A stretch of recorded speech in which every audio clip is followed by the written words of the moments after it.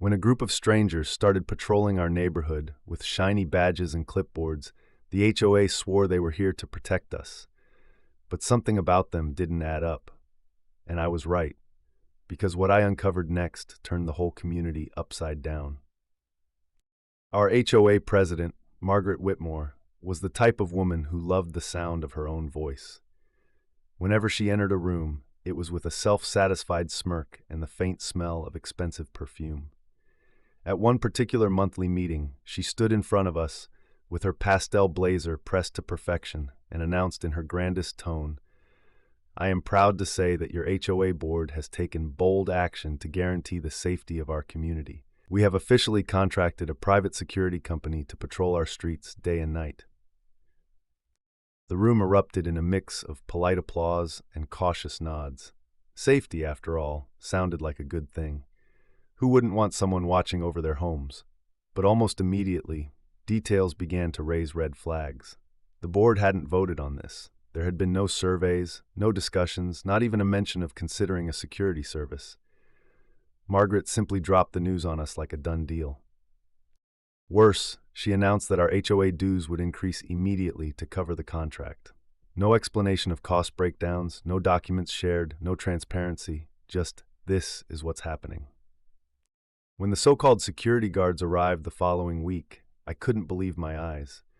Instead of trained professionals, we got a ragtag crew of men in mismatched uniforms that looked like they'd been bought from a Halloween store. Their badges were flimsy plastic, already peeling at the edges. The patrol car, an old beat-up minivan with a magnetic sticker slapped onto the side that read Neighborhood Protection Services. It was almost laughable. Still, Margaret insisted they were licensed professionals. She told us to trust her and stop worrying, but something about the whole setup smelled rotten. And then I asked myself, why would a real security company look like it came straight out of a costume catalog? That was when my suspicions started turning into determination.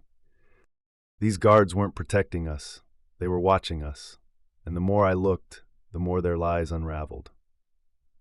Within days of their arrival, the so-called security team began knocking on doors. They issued compliance warnings for petty things like leaving a recycling bin out too long or having a car parked a few inches over the curb. At first, people assumed they were acting on HOA rules, but the truth became clear quickly. They weren't just enforcing regulations, they were creating fear. One neighbor confided to me that the guards had knocked on her door at night and warned her about a rise in break-ins.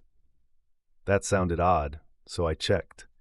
There hadn't been a single reported burglary in our area for months. The guards were fabricating danger to justify their presence. Another time, they cornered a teenager walking home from school and demanded his name, saying he looked suspicious. The kid was shaken for days. Parents started whispering among themselves, questioning whether this was protection or harassment. My own turning point came one night when I followed their so-called patrol car. Instead of making rounds, they drove straight to a gas station and parked. For over an hour, they sat laughing, smoking, and blasting music inside the vehicle. Not once did they circle the neighborhood. If they weren't protecting us, then where exactly was our money going? I decided to dig deeper. I pulled out my laptop and started searching the state business registry. Neighborhood Protection Services. Nothing. No license, no permits, no record of them ever existing. They didn't have a website, no insurance listings, no company address. It was as if they had been invented out of thin air. At that point, I realized this wasn't incompetence. This was a scam, and someone in the HOA was behind it. If the HOA thought they could scam us quietly, they didn't count on me digging deeper. And what I found, pure fraud. I knew that speculation wasn't enough. I needed proof. Hard evidence. So I devised a simple plan. I would pose as a new homeowner interested in additional services and call the number printed on one of their flyers. When I dialed, the phone rang several times before a man finally picked up. His voice was casual, careless, no professional greeting, no mention of a company name, just a flat, "Yeah, security." I asked him about insurance, certifications, and what kind of training his staff had. He stumbled through the questions. After a long pause, he admitted, Look, we're a neighborhood service group. We're not exactly on the books, if you know what I mean. That was all I needed, a confession that they weren't a legitimate business. But the real kicker came when I dug into HOA payment records. Through a friendly neighbor who worked at the bank, I learned that the HOA treasurer had been writing personal checks directly to cash the same week these guards showed up. No invoices, no contracts, just lump sums disappearing. It hit me like a punch to the gut. The security company wasn't just shady, it was fake, a front designed to funnel money directly into someone's pocket. And given Margaret's smug confidence, I realized she wasn't a victim of this scam. She was part of it. Don't forget to like and subscribe. They thought they could bully us into silence, but I was about to drag their entire scam into the spotlight. The next HOA meeting was packed. People were restless, murmuring about rising dues and those phony patrols.